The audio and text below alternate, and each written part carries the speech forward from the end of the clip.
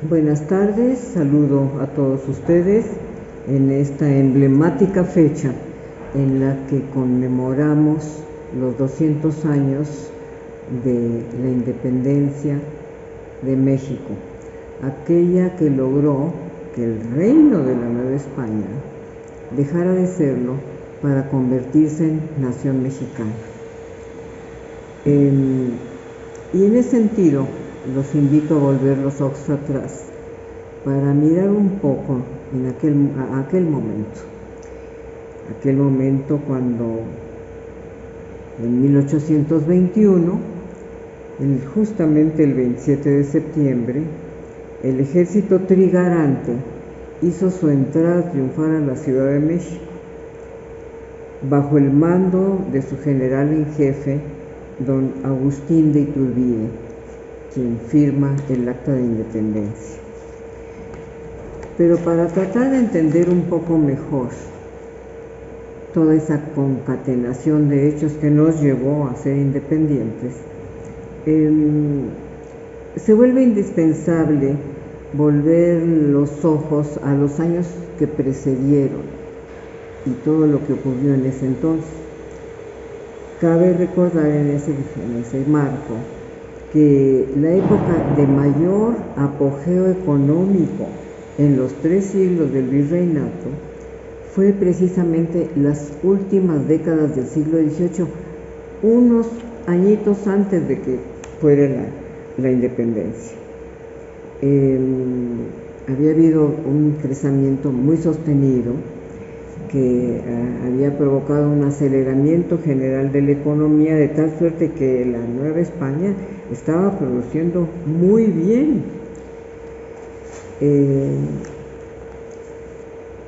Sobra decir que como resultado de las disposiciones reales que se van a instalar en ese entonces, la Nueva España se empezó a lastimar, se empezó a desplomar, al grado de que durante la primera década del siglo XIX se vino un declive económico muy agudo, que lastimó naturalmente a toda la población de esta nación. Tanto así que muchas instituciones quebraron, pues por ejemplo las fundaciones de beneficencia, las cofradías, que es lo que a nosotros nos interesaría, y más aún los colegios, que sufrieron pérdidas que en muchos casos no se recuperaron jamás. Por ejemplo, se tuvo que entregar la Cofradía de Aranzazú, la nuestra, tuvo que entregar a la Real Hacienda en dinero líquido más de 50,000 pesos, que era un capital muy serio para aquel entonces. Por si fuera poco, aparte de entregar dinero que debía de haberse invertido aquí en el colegio, se perdieron también propiedades, no solo dinero líquido, sino propiedades.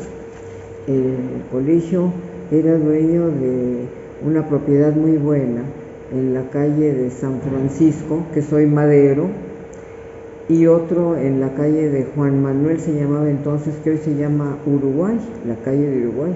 Son 2 propiedades que se tuvieron que rematar para estarle mandando dinero a España, que en ese entonces se había desprovisto. Dentro de este esquema, pues imposible olvidar el importante patrocinio que la cofradía le daba al Colegio de San Ignacio. Así que en añadidura al daño directo sufrido por el patrimonio de la Cofradía de Aranzazú, también el del propio colegio tuvo que responder a las constantes demandas de dinero que nos estaba haciendo España. Sorprende saber que nadie se libró de las exigencias españolas, ¿no? Ni aún las instituciones educativas, que eso es ya llegar muy lejos, tanto que todos los colegios novohispanos tuvieron forzosamente que operar. En los colegios que había en Puebla, en Valladolid, en Guadalajara, en Oaxaca, en Durango, en Monterrey, todos tuvieron que cooperar. Y dentro de todo esto, pues sobresalía el Real Colegio de San Ignacio de Loyola de la Ciudad de México. que tuvo que mandar a España el colegio, en añadidura de los 50,000 que mandó la cofradía, el propio colegio tuvo que mandar a España más de 200,000 pesos, claro, en detrimento de las niñas y todo el personal que aquí trabajaba. De suerte es que cuando ya en 1821, hace 200 años, finalmente se logran firmar los tratados de Córdoba, tras 10 años de sangrientas luchas, pues el país había quedado devastado, al punto de que se estima en 300,000 la cifra de muertos que hubo en las luchas independentistas. Pero además de las pérdidas de vidas, que son dolorosísimas, la administración pública estaba deshecha, el fisco estaba quebrado, la minería y el comercio y la agricultura, que eran los botones de producción de esta nación, pues habían quedado casi paralizados. Es decir, la guerra de independencia había provocado uno de los momentos más difíciles que se hayan vivido en esta nación, uno de los más críticos, uno de los más peligrosos.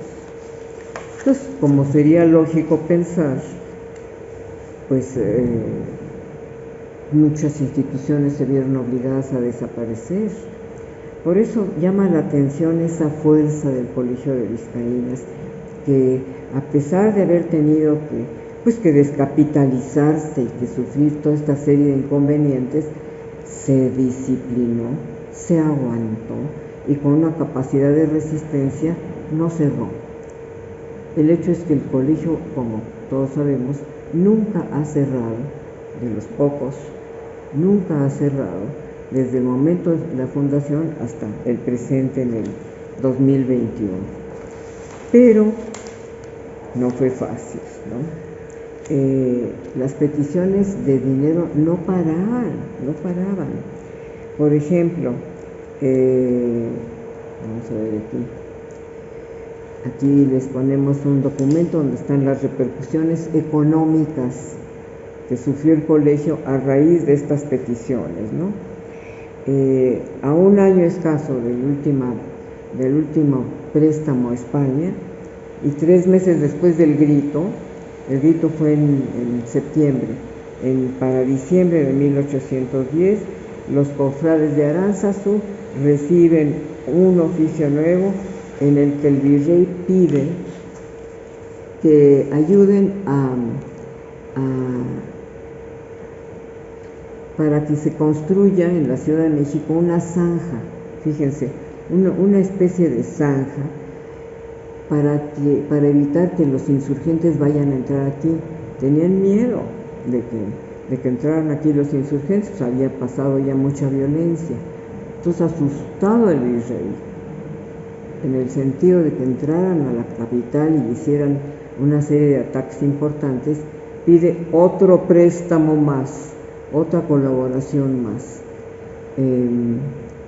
Este es para las tropas españolas, este es para ayudar a los gastos que tienen las tropas españolas otra vez, y así sucesivamente. Pero después viene el de la zanja, que es mediante 3 abonos mensuales de 300 pesos cada uno. Pero esta es solicitud para que,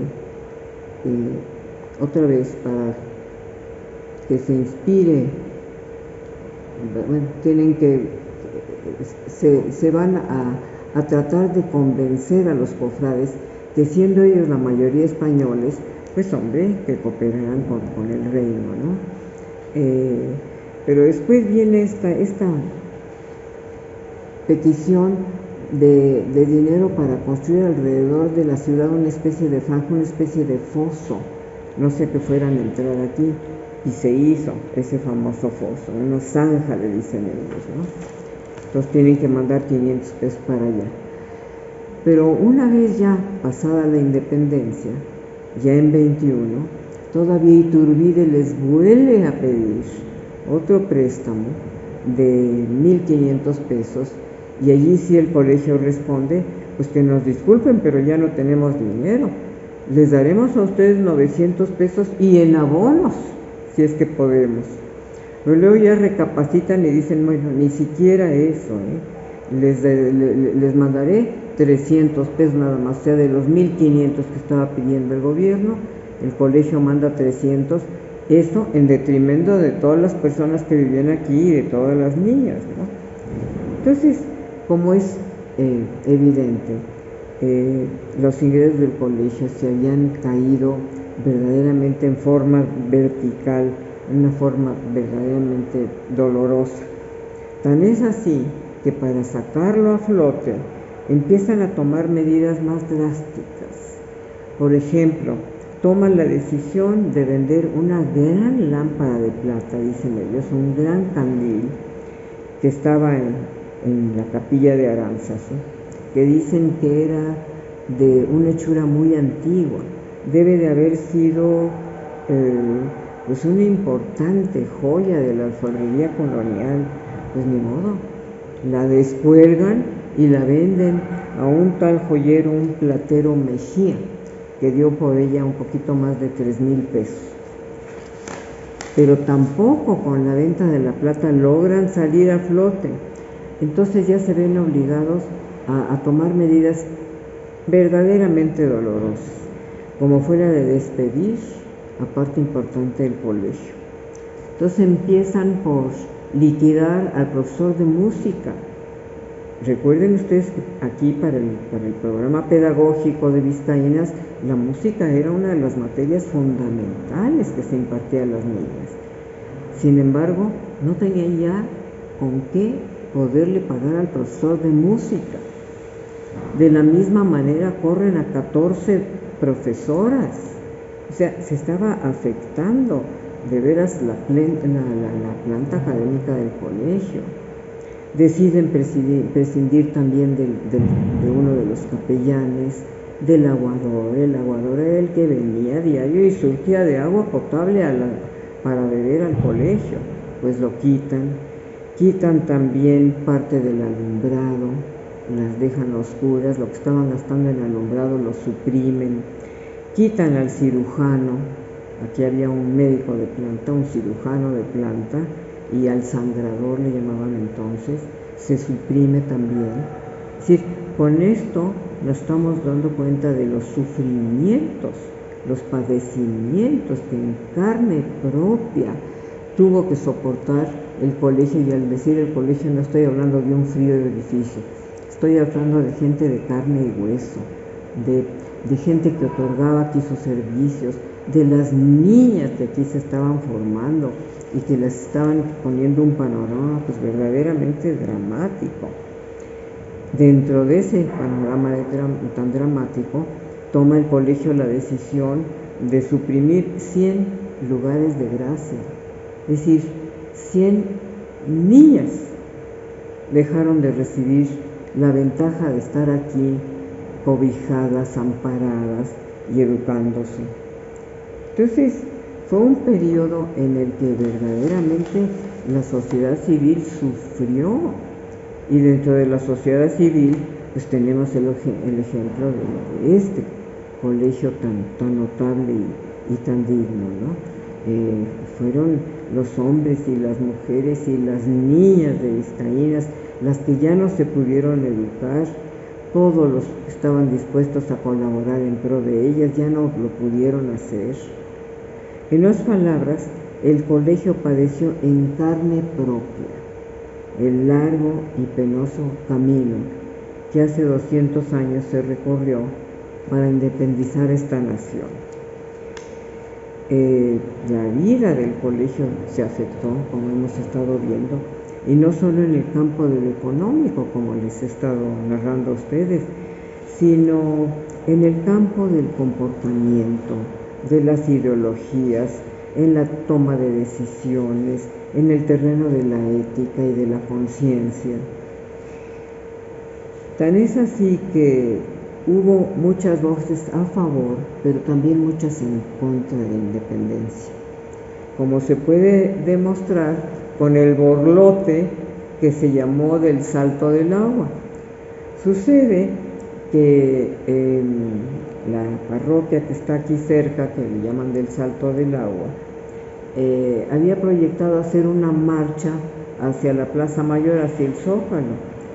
Recuerden que Vizcaínas está precisamente a eje entre el Salto del Agua y lo que hoy llamamos Zócalo. Para ir allá, la manera más cómoda era pasar por Vizcaínas. Entonces sucede que cuando ellos pasaron por aquí, era día de visita.